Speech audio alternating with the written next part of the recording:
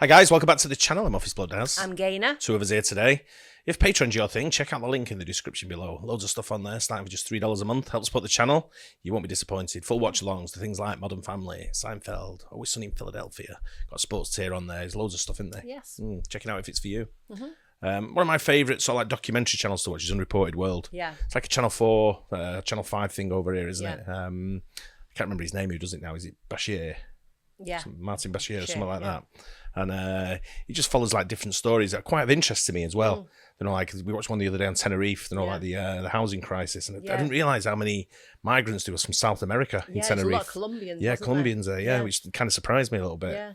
Yeah. But this is Children for Sale, Texas's Trafficked Kids. Now, for me, when kids are involved, if they're not involved in playing and having fun, it winds me up. Yeah. That's all kids should be doing. Exactly. Having fun, laughing, joking, obviously learning, but nothing like this. Yeah. But let's get into this, see what it's about.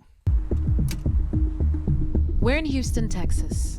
Hi, nice to meet you guys. About to venture into one of the most notorious areas for child sex trafficking in the United States. What? My daughter has a price tag on her. Houston? Child. It's quite early and we've already heard gunshots. 7 to 8 rounds of gunshots. We meet those who near survived the sniper. Was it Greens Point or something that was near where you worked? Greens Point was at the top of our road where our office was. Yeah. Yeah, it was. And that was quite a what's it area, wasn't it? It could be. It got cleaned up a little bit when we sort of like in the same similar sort of time we were there. Yeah. Got a nickname of Guns Point. Yeah. So it was a little bit of a dodgy area. I used to frequent down there for lunch every day. It was the closest shops to where our office was. Yeah. So I'd go down there quite regular. I never had any issues there, but I'm guessing few people did. I don't know if that's where this is. Yeah, well, that's what I'm saying. There's a lot of dodgy places in Houston. Yeah, I'd be interested to know where, because we didn't really, well, I didn't anyway, go out of the woodlands. I was like, Yeah, it's a very big bubble. One little bubble that I stayed in, and I came out and went, within like 2-3 mile radius, but that was it really. Yeah, I travel quite a lot for work in the immediate area and just a little bit farther afield, but I don't remember ever coming across many places. There was a few dodgy places, hole in the wall, sort of like bars and shit like that sort of thing. But strip clubs. yeah, plenty of them. I was like, oh my God, like I was trafficked. The pimps who've profited from selling women. You were getting a cut of the money? All the money. All the money. And those risking their lives to recover young girls from the grip of exploitation. You see it firsthand, she's just a baby.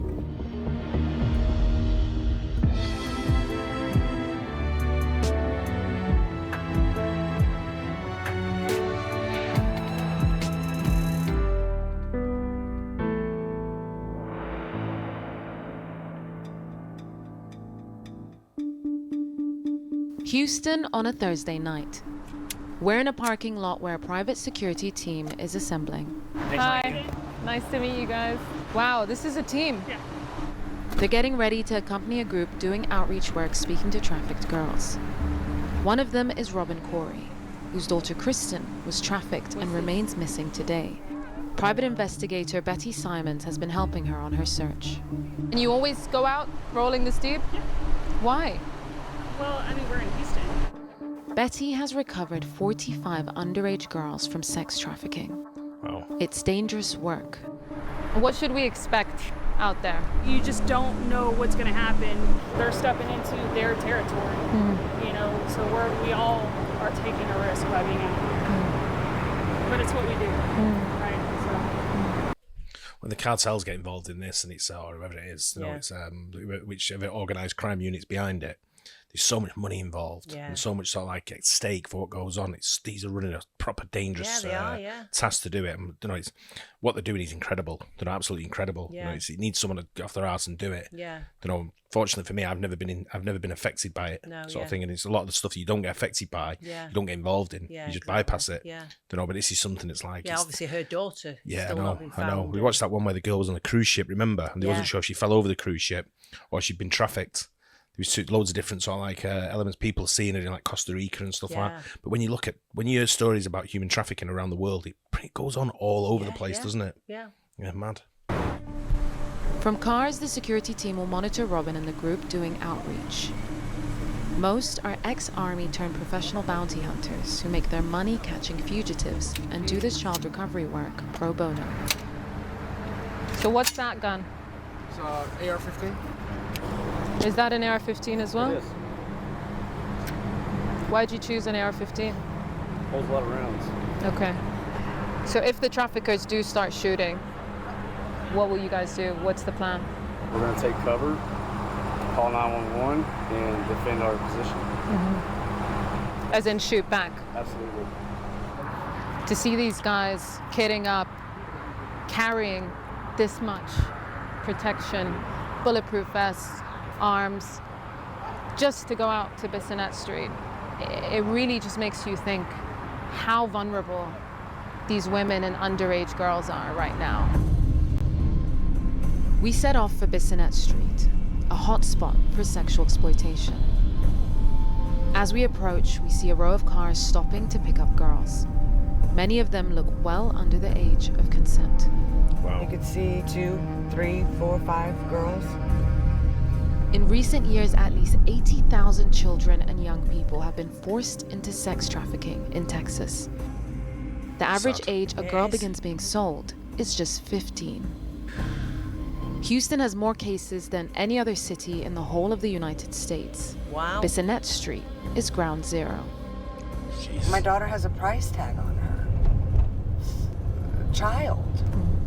Robin's daughter Kristen was just 15 when she was being sold on this street. I was simply going up there to look for my daughter, but soon realized we had a problem. Houston, like all major cities, has sex workers who are working for themselves. But that's not what Besonet Street is known for. This is where vulnerable girls are forced into prostitution, as their sex traffickers, more commonly known as pimps, circle the block. Can you imagine a 15-year-old being a prostitute? They can't consent. We decide to film from the car while I join Robin and the outreach team to gauge the temperature. You need condoms, booty wipes, Red Bull? Red Bull? The atmosphere tonight is tense. It's quite early and we've already heard gunshots. 7 to 8 rounds of gunshots. We asked the girls if they were okay and they said they turned the corner after they heard. Thank you, guys. You're welcome.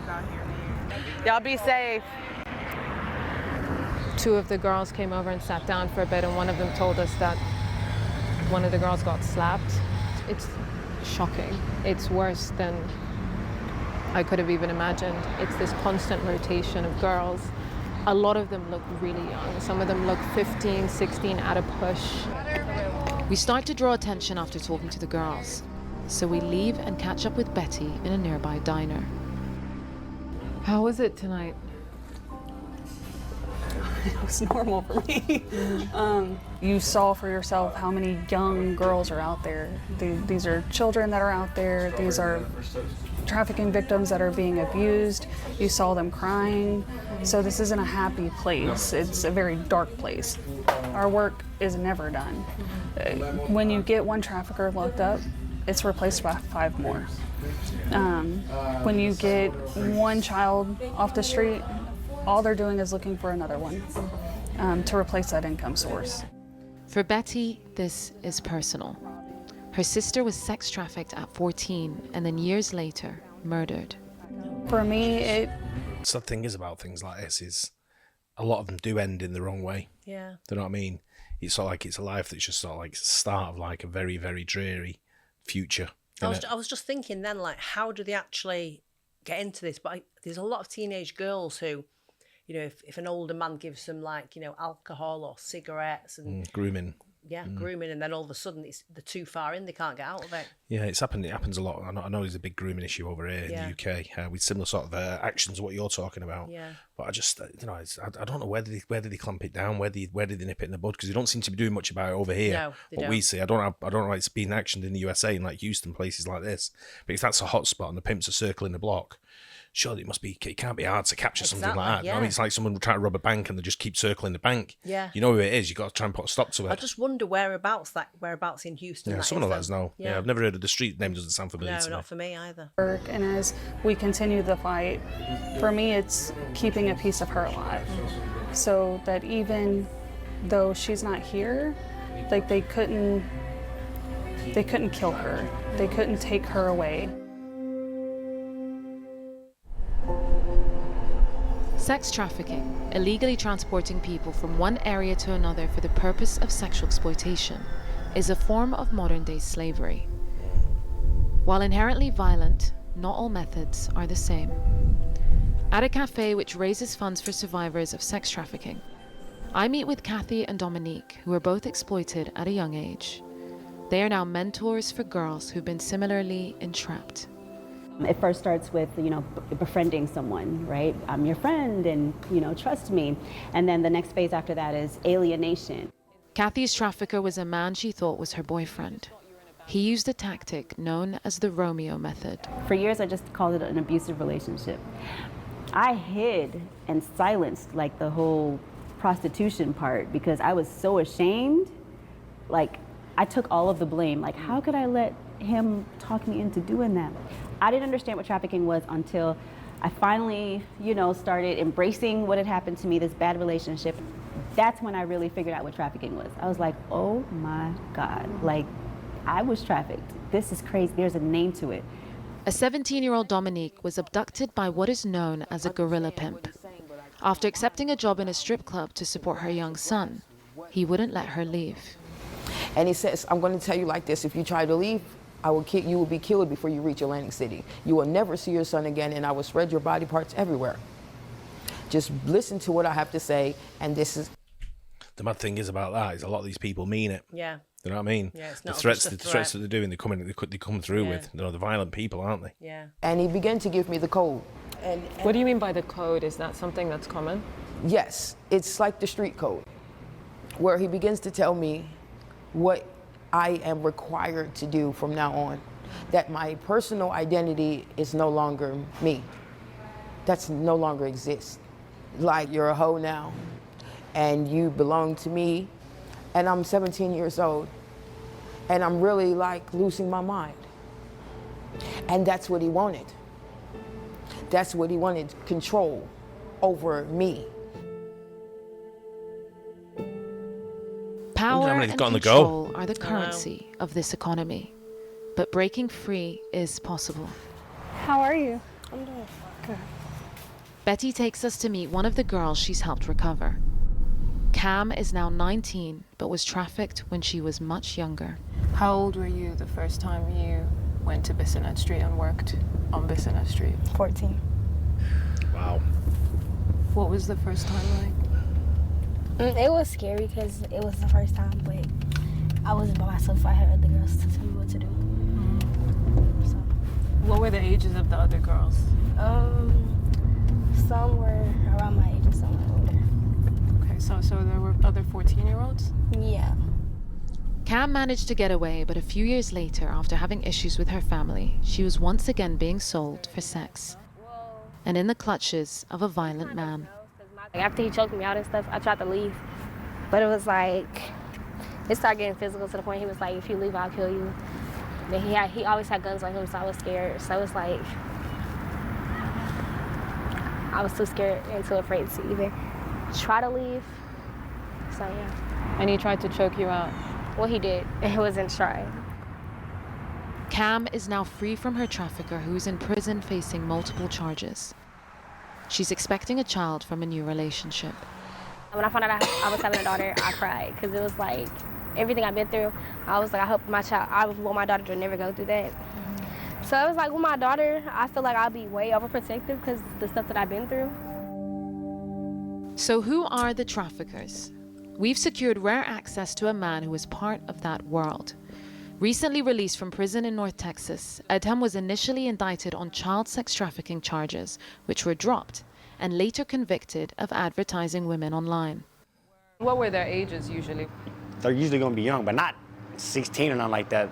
Well, for me, maybe like 20, 21. You know, you want them relatively like you know, you want what the customers want. So you're working with girls, they were going out, they were getting paid for sex from buyers, and then you were getting a cut of the money?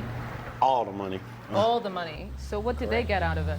I mean, they got wherever they wanted. Like, if they wanted their nails done, they got their nails done. If they wanted to send money to their family, then that happened too, you know what I'm saying? But she has to go through you to get that. Right, yeah. And do you think that that's okay? I mean, she might be a bad money handler. She might make $1,000 a day, but all off, you know what I'm saying? Adham has served 5 years in jail for his involvement in the trade. 5 years? But his lack of remorse is staggering. Yeah. For me, pimp stands for a player into making progress. So like whatever I'm doing, I'm trying to progress and get what I need.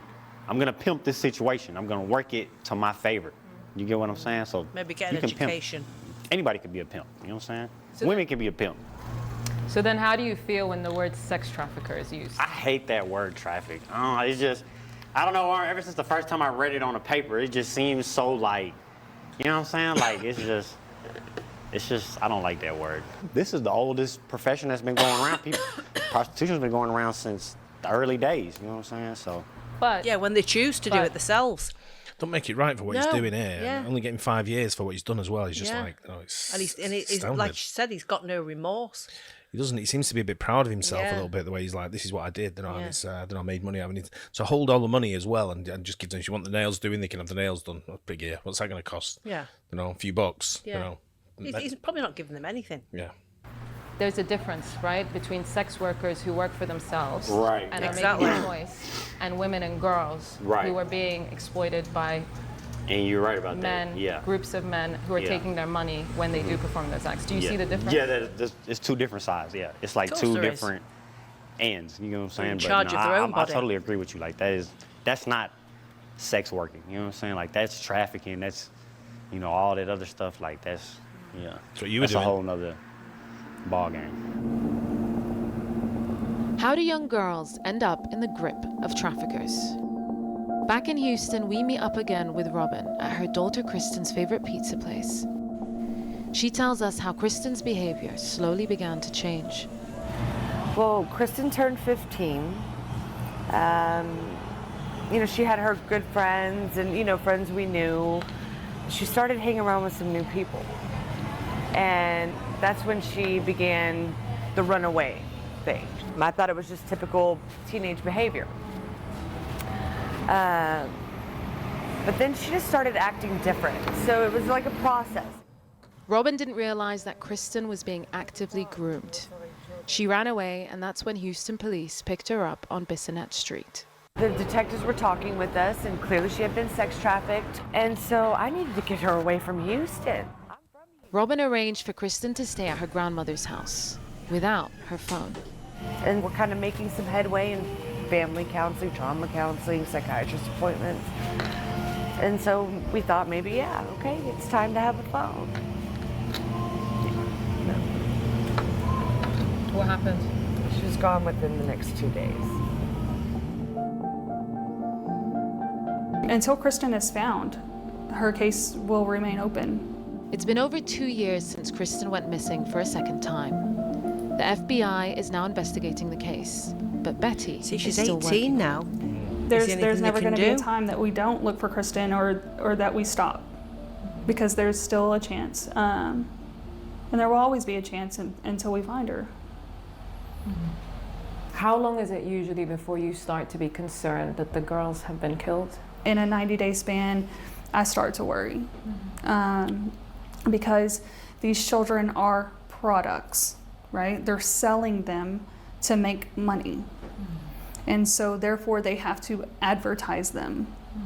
And so if the child is not being advertised or sold, then you can't help but start to wonder what happened to them. If they're still alive, yeah. Yeah, exactly. Oh, she looks like a kid. Yeah. She very likely is a kid. Kristen is only one of the trafficked girls Betty is looking for. In trying to find them, she cross-references ads on escort websites with the National Index for Missing Children. She looks like her, a little bit. This one? Yeah. Oh, she really does, actually. So what we're looking for here is, you see the marks. She has some birthmarks on her. Jesus. Jesus Christ. See. She's currently looking for a 15-year-old who keeps running back to her trafficker. She probably believes What this can is you her do, boyfriend though? and that I he know, loves that's the her. problem, That's isn't it. it? This is a child that has grown up in the system, and so that's probably the only love. It's yeah. false love, but the only love that she's known. The whole sordid industry does not work without the men who pay for sex, the buyers. To tackle sex trafficking, Texas has become the first state in the U.S. to make buying sex a felony, punishable by at least 6 months in jail. When we work with buyers, we try to lead with some vulnerability and empathy on how they ended up there, but accountability is never optional. You've got to own it. Joe Madison works to rehabilitate buyers through his nonprofit, Demand Disruption. There is no more direct way to fight human trafficking than to stop demand, because you stop one buyer, you stop at least one purchase, but usually upwards of 5 to 6 to 7. He's taking us to meet one who is part of his program and has agreed to be interviewed on the condition of anonymity. How frequently were you buying sex at the time? Like about twice a week. And how would you usually meet up with them? Usually it was online. Every once in a while there was a woman that I saw walking down the street, but the quality wasn't as nice as the women online. Are you aware that there are a lot of underage girls online? Yes. Yes, and I always try to avoid that. What would you do to avoid that? Ask their age. Would they present evidence of their age? Certain times they did. But I tried to find women that looked older. How did it make you feel to know that a lot of these women and underage girls are brutalized on a daily basis? It made me feel bad that I was one of the contributors to that. I asked the Lord for forgiveness, but I'm gonna have to answer to that on Judgment Day. Whether the buyers always know it or not, the fact is that a lot of the girls for sale are underage, and a majority of them have contact with social services. Of course they do. But even facilities set up to protect them can't always keep them off the streets. Since 2018, 573 suspected child sex trafficking victims have received services from this state-run center. Staff has to have a key card to get in so the kids are protected. And some of them have walked out of the doors and straight into the hands of their traffickers. Most of the time, the traffickers have talked to them about a plan in case you come in, contact with the authorities, and if you run away, this is how you contact me. Is there anything you can do here to stop kids from being re-trafficked? Well, we can't stop them from running away. There are facilities where a child may go, like a jail or a psychiatric hospital, where they can't run from there. But it's only a temporary solution. And we don't want to lock kids up who are victims. It's like the way we used to think about domestic violence. Why doesn't she leave him? He's beating her. Well, a lot of these kids are in a domestic violence situation with their trafficker. One of those who's run away from this facility and back to her trafficker is the 15-year-old that Betty is looking for. She can't find any ads of the girl online, so she's reverting to some tried and tested investigative methods. There's a black case.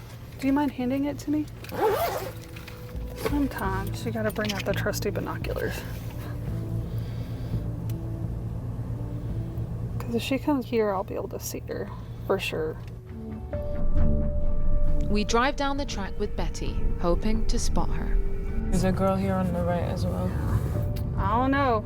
That one right there looked a lot like her. Yeah. Betty calls a colleague to alert them. Okay, I think she's on Besonet right now. But her hair's not blonde now, it's dark. We circle back, but in a flash, she's gone. Yeah, she's picked up. These are the buyers that are saying, oh no, I go for the older girls. That was a 15-year-old. But it's tough, because you see it firsthand, She's just a baby. And just the thought of her, just seeing how young she looks, being with a man who is buying sex, soliciting her, is just really upsetting. Hey, she got picked up, so I gotta wait for her to come back. What? Really? Betty hears news that will complicate her efforts to recover the girl. All right, bye. So she's picked up robbery charges. 15. So she's now being criminalized. And now she's going to be criminalized, which is, nothing new. We see this, unfortunately, all the time. So now it's like a catch-22. You're going to have her picked up. She's going to go to jail. When she's a victim. If Betty sees her again, then she'll be obliged to call law enforcement.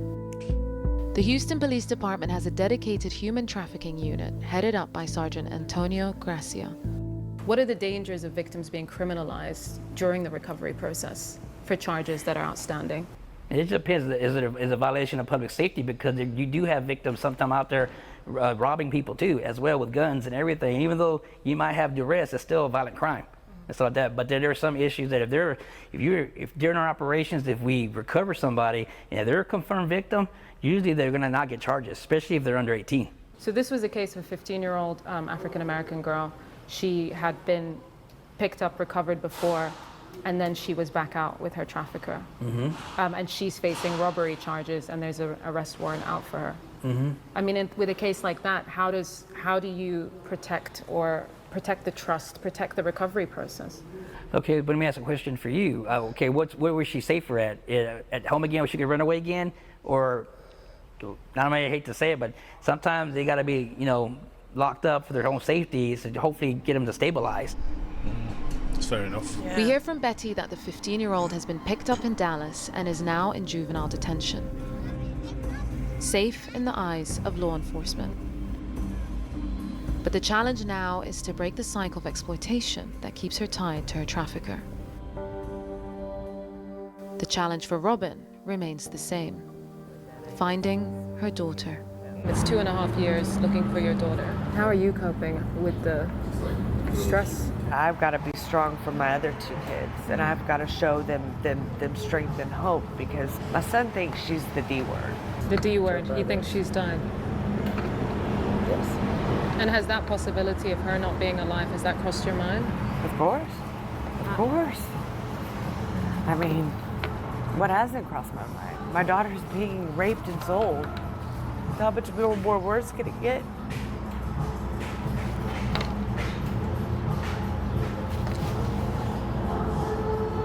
I'm so sorry. I promised her I wouldn't let anything happen to her. So in keeping my promise to her, I gotta continue my search.